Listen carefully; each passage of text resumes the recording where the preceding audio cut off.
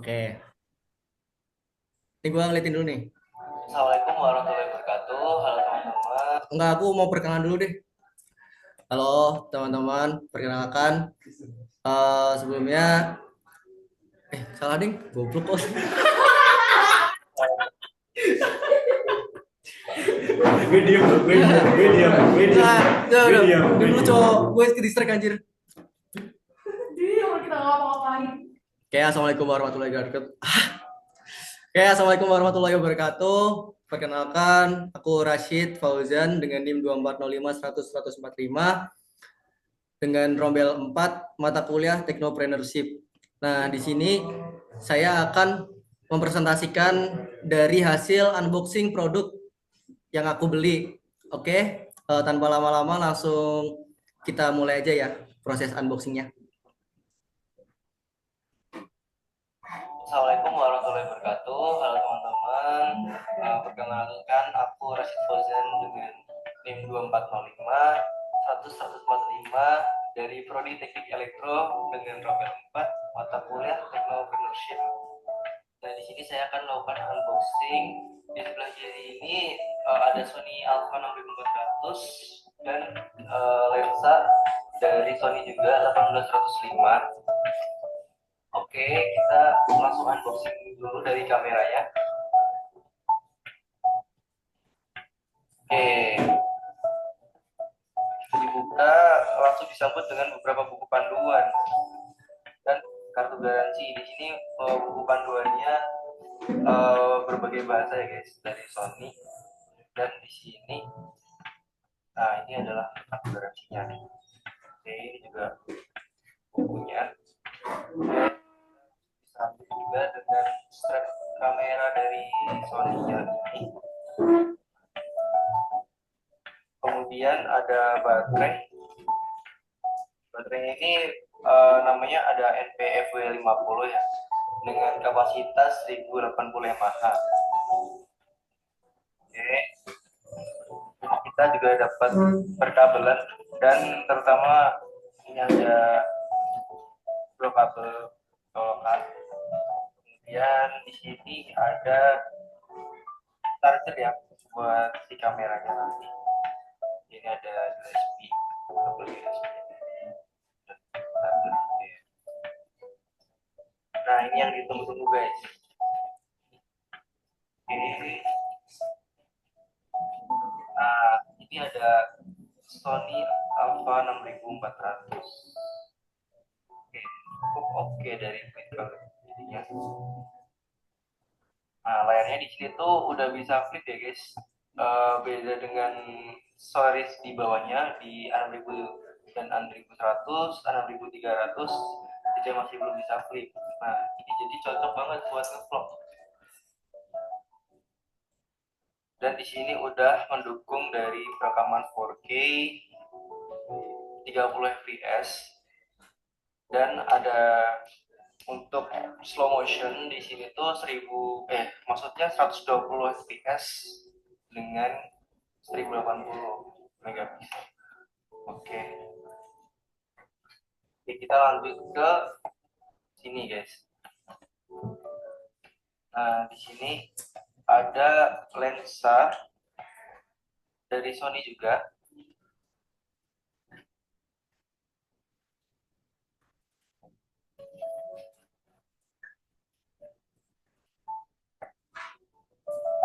1805 atau bisa dengan 18 mm. Oke, sekarang kita mau coba pasangin ke kameranya ya.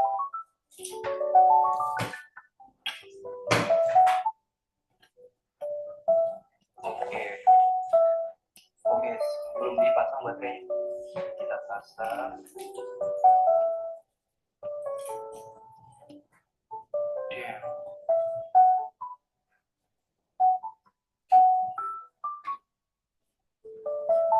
Nah, untuk sensornya di sini tuh udah 24 megapiksel ya.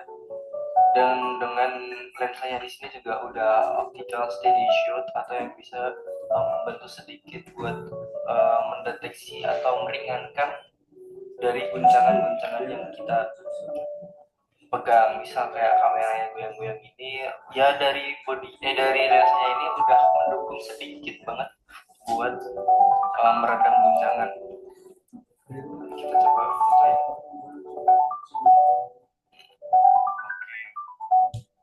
Dan di sini juga karena ini lensa yang biasa disebut lensa sapu jagat atau all-round, ini ada untuk wide dan ini tuh lensanya untuk fokalnya di dalam ya, jadi nggak panjang pendek gitu. Biasanya kalau lensa panjang dan pendek tuh masih ada fokalnya.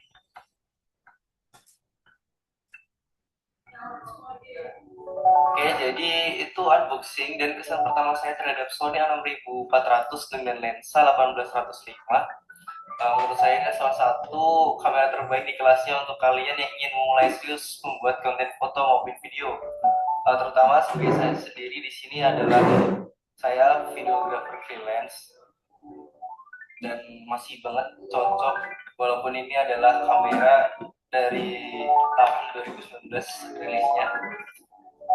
Yaudah guys, terima kasih sudah menonton.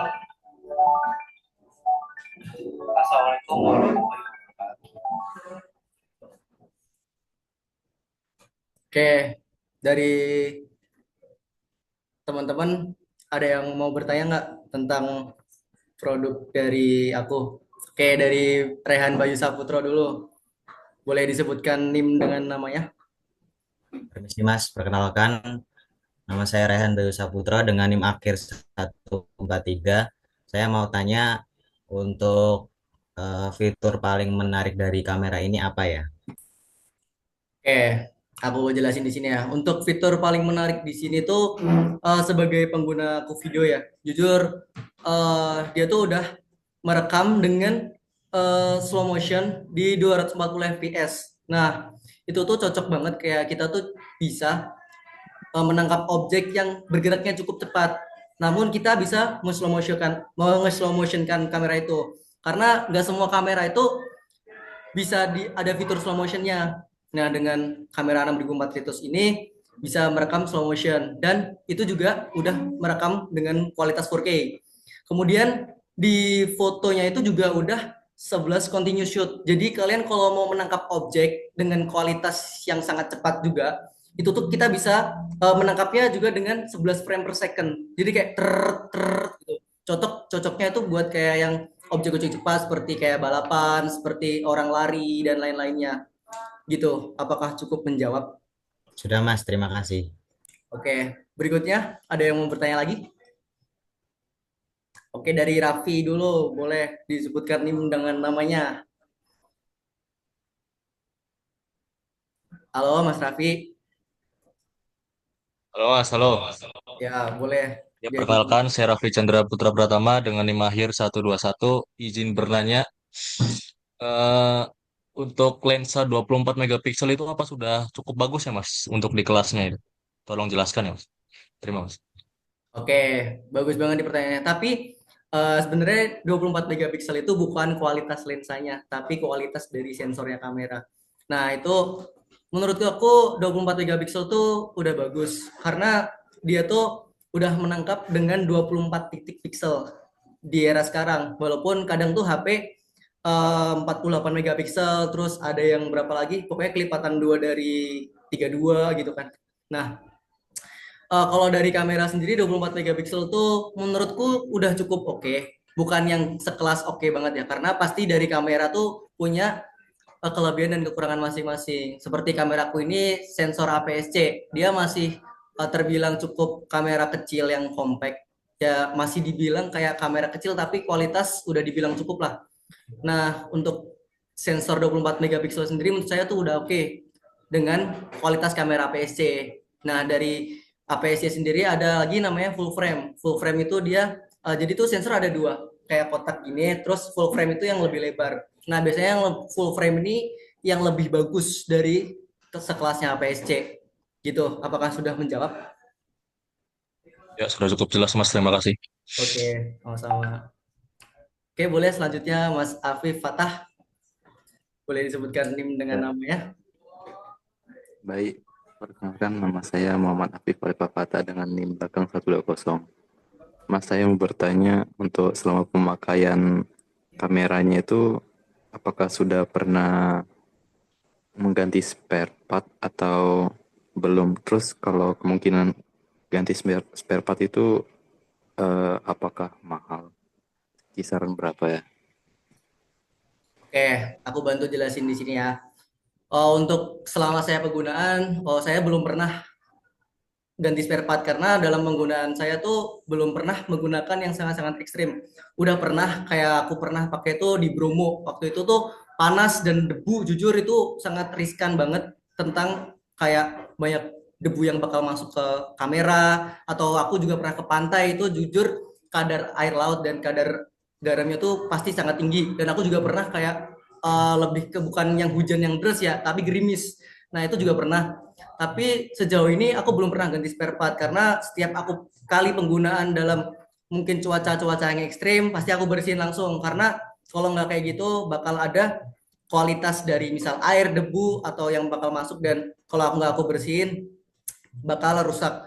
Aku pernah ganti kamera temenku buat spare part itu sekitaran motherboard doang itu sekitar 2.800.000 segitu. Jadi masih dibilang cukup mahal. Bukan cukup mahal sih bagi saya sangat mahal sih buat 2.800.000 ganti motherboard dari kamera itu. Itu karena panas dan kebakar gitu Mas. Apakah sudah cukup menjawab?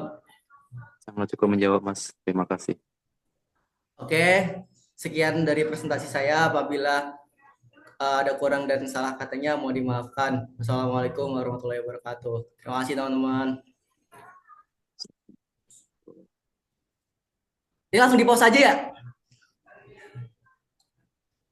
Baik. Yuk, Hah? iya langsung aja. Terus recordingnya materi di mana?